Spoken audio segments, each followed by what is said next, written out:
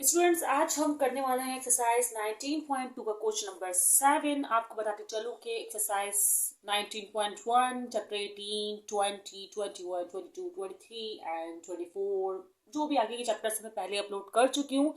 ये question miss हो गए थे इसलिए मैं अपलोड कर रही हूँ। वैसे मिस नहीं हुए थे क्वेश्चंस, जो है मैंने फर्स्ट ईयर के क्लास से लिंक कर दिए थे, लेकिन स्टूडेंट कंफ्यूज हो रहे हैं तो कुछ क्वेश्चन मैं फर्स्ट ईयर की क्लास से लिंक करूंगी और कुछ क्वेश्चंस मैं यहीं पर करवाऊंगी ताकि स्टूडेंट्स के जो कंफ्यूजन है वो क्लियर हो जाए। स्टूडेंट्स, यहाँ पर कह रहे हैं कि find the inverse of the following matrices by joint method if exist. अगर इसका इनवर्स मेथड मतलब इसका इन्वर्जन हो सकता है तो आप कीजिए, नहीं हो सकता तो नहीं कीजिए। ये पता कैसे चलता है? पहले तो हम बता दें कि इनवर्स होता क्या है। देखें भाई, हम दो तरह के इन्वर्स करने वाले हैं। एक तो 2x2 मैट्रिक्स का, 2x2 मैट्रिक्स का, एक 3x3 मैट्रिक्स का। सही। अच्छा, इन्वर्स का फॉर्मूला होता है at 1/a determinant adjoint of A. कुछ जगह इस तरह लिखा जाता है, ठीक है, या आप इसको डायरेक्टली मल्टीप्लाई करके भी लिख सकते हैं, मतलब 1 ना लिखें, एडजॉइंट ए लिखें और डिटरमिनेंट ए कर दें, एक ही बात है। अच्छा, आपको पहले क्या करना पड़ेगा, ये निकालना चाहिए, ये निकालना चाहिए। देखें, आपको दिया हुआ है ए का मैट्रिक्स, ना आपको एडजॉइंट ऑफ ए दिया हुआ है, ना आपको ए डिटरमिनेंट दिया हुआ है, तो आपको पहले क्या करना होगा, दोनों को मालूम करना होगा। Simple is that. अब ए डिटरमिनेंट क्या होगा?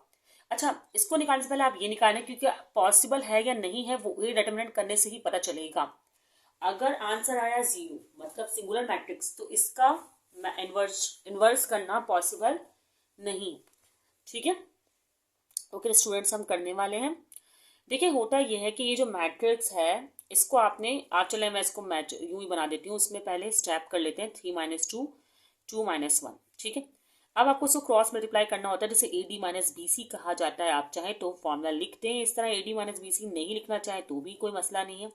फिलहाल ये ए है, B C D, A D मतलब 3 × (-1), बीच में फॉर्मूले का माइनस, फिर 2 × (-2). ठीक है स्टूडेंट्स, एग्री कर रहे हैं मेरी इस बात से या नहीं कर रहे, पहले बताएं।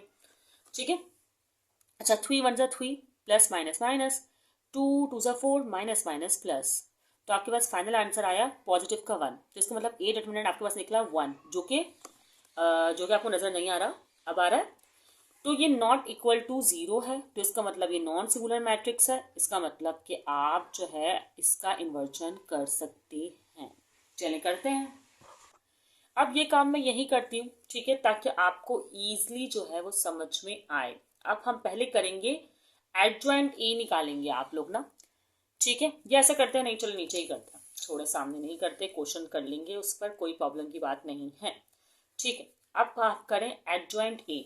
एडजॉइंट ए कैसे निकलता है? देखिए भाई, आपको करना क्या होगा, जो भी आपका ए का मैट्रिक्स है, आपको अभी नजर नहीं आ रहा होगा, अब नजर आ रहा है ना, उसमें आपको ये करना होता है कि 2 की पोजीशन चेंज और 2 के साइन चेंज। मतलब इस साइड पर आप पोजीशन चेंज करेंगे, -1 को वहां शिफ्ट किया, 3 को यहाँ, -1 यहाँ, 3 यहाँ, इधर आप साइन चेंज कर रहे हैं। ऐसा लग रहा है कि इसमें पोजीशन शिफ्ट हुई है, लेकिन ऐसा नहीं, ये माइनस का है तो पॉजिटिव का हो गया है, ये पॉजिटिव का है तो नेगेटिव का हो गया। ठीक है, अब इसको आप फॉर्मूला में पुट कर देंगे। फॉर्मूला क्या है, मैं दोबारा लिखती हूँ। अब आपने बस क्या करना है कि जो फॉर्मूला आपके सामने लिखा है इसमें एडजॉइंट ऑफ ए की वैल्यू पुट करें। ठीक है, या ऐसा करें कि मैंने इस फॉर्मूले की तरह कर दें आप, या ऊपर जिस तरह लिखा है उस तरह कर दें।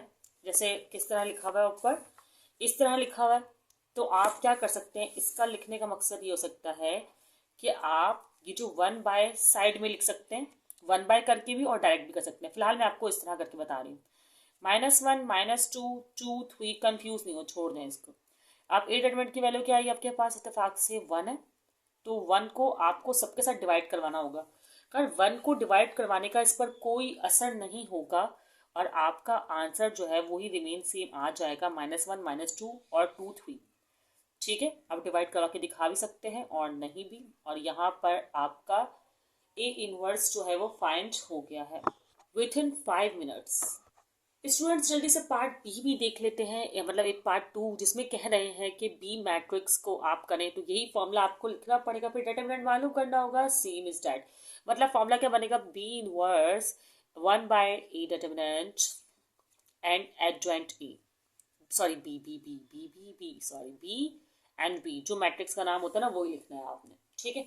अच्छा तो फिर क्या होगा, आप पहले वही बी डिटर्मिनेंट मालूम करेंगे कि भाई पॉसिबल है कि भी या नहीं। A D minus B C होगा, मतलब 3 10s आर, मैं डायरेक्टली कर रही हूँ फिलहाल, ठीक है। Minus 6 5s are, 6 5s are, 3 10s are 30, 6 5s are 30, और 30 में से 30 गए, मतलब एक तरह से कैंसिल ही हो रहा है, तो आपके पास आंसर आया 0। तो इसका मतलब ये हुआ कि इसका तो इन्वर्स पॉसिबल ही नहीं है, तो बी इन्वर्स एग्जिस्ट ही नहीं करता। आप लोग बोल देंगे B inverse does not exist. 0 के अलावा भले माइनस में आंसर आ जाता, या भले पॉजिटिव का आंसर आता, कुछ भी होता, नेगेटिव पॉजिटिव कोई भी आंसर आता, तो भी इन्वर्स एग्जिस्ट करता। स्टूडेंट्स अब हम नेक्स्ट वीडियो में करेंगे 3 by 3 मैट्रिक्स का इन्वर्स। दुआओं में याद रखिएगा।